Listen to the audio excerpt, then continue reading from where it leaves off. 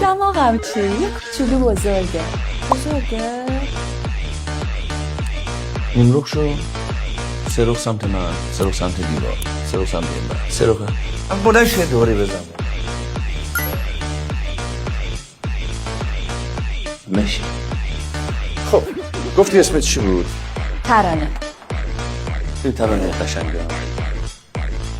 دماغ شما احتیاج به عمل نداره، احتیاج به عکس العمل داره. خواهی که فکر میکنید کی بتونیم به من وقت بدیم؟ همین الان عزیزم. پسر جان اتاق خالی کن، مشتری داریم. الان که نمیشه. نه واقعا که فردا ساعت 8. یه ذره زود نیست. پس بذارید من هماهنگ کنم. هزینه چقدر میشه؟ کلی هزینه.